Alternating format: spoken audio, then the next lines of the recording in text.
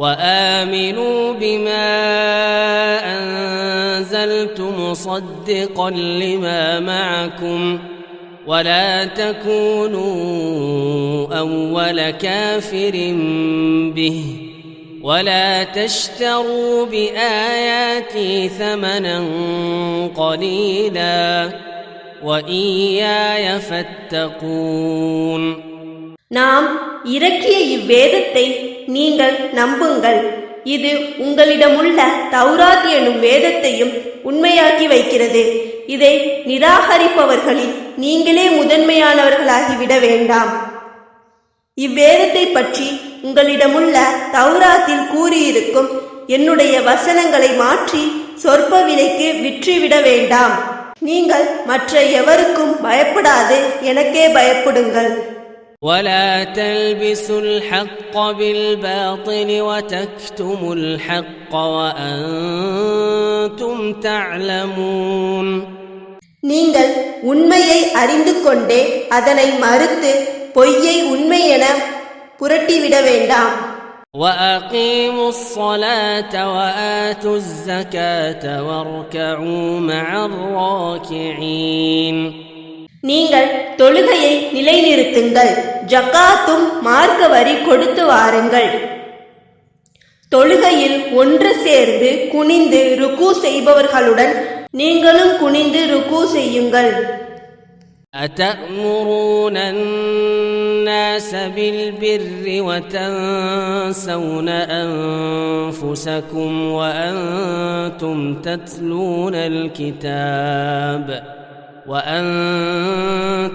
تتلون الكتاب أفلا تعقلون.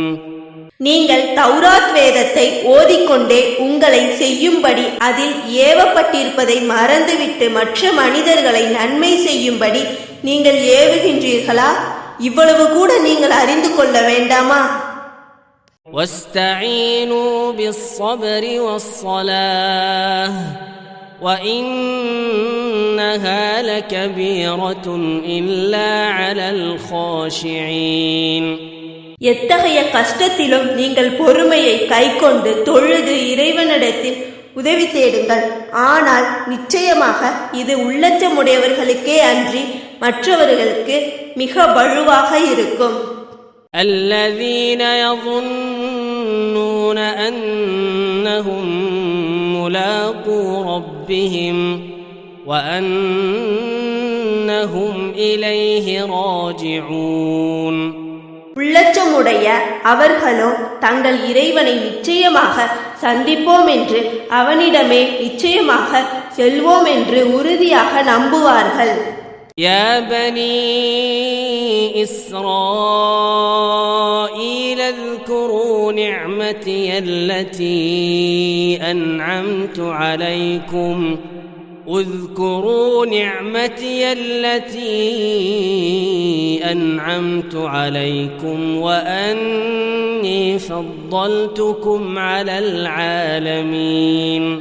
இஸ்ராயேலின் சந்ததிகளே, முற்காலத்தில் நான் உங்களுக்கு அளித்திருந்த என்னுடைய அருட்கொடையை உலகத்தார் அனைவரையும் விட உங்களை நான் மேம்படுத்தி வைத்திருந்ததையும் நினைத்து பாருங்கள். واتقوا يوما لا تجزي نفس عن نفس شيئا ولا يقبل منها شفاعة ولا يؤخذ منها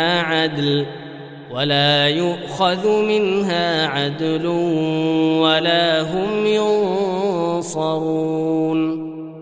நீங்கள் ஒரு நாளை பற்றியும் பயந்து கொள்ளுங்கள். அந்நாளில் எந்த ஆத்மாவுக்கும் யாதொன்றையும் கொடுத்து அதன் கஷ்டத்தை தீர்க்க மாட்டாது. அதற்காக எவருடைய பரிந்துரையும் ஏற்றுக்கொள்ளப்பட மாட்டாது. அதற்காக யாதொரு பரிகாரத்தையும் ஈடாக பெற்றுக்கொள்ளப்பட மாட்டாது. அன்றி அவர்கள் எவராலும் எவ்வித உதவியும் செய்யப்பட மாட்டார்கள்.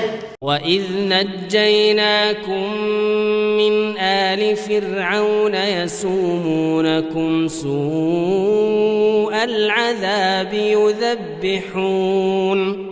يُذَبِّحُونَ أَبْنَاءَكُمْ وَيَسْتَحْيُونَ نِسَاءَكُمْ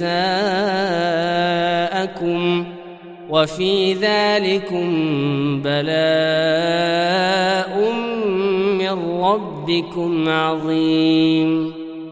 அன்றி உங்களுக்கு தீய நோவினை செய்து கொண்டிருந்த ஃபிரௌனுடைய கூட்டத்தாரிலிருந்து நாம் உங்களை விடுவித்தோம். அவர்கள் உங்கள் ஆண் பிள்ளைகளை கொன்றுவிட்டு உங்கள் பெண் பிள்ளைகளை மட்டும் உயிருடன் வாழவிட்டு வந்தார்கள். அதில் உங்கள் இறைவனுடைய ஒரு பெரும் சோதனை ஏற்பட்டிருந்தது. وَإِذْ فَرَقْنَا بِكُمُ الْبَحْرَ فَأَنْجَيْنَاكُمْ وَأَغْرَقْنَا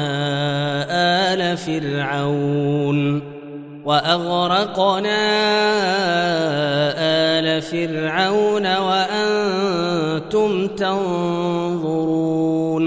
மேலும் உங்களுக்காக கடலை பிளந்து நாம் உங்களை காப்பாற்றி உங்களை பின்தொடர்ந்து வந்த ஃபிரௌனுடைய கூட்டத்தாரை நீங்கள் பார்த்து கொண்டிருக்கும் பொழுதே மூழ்கடித்தோம்.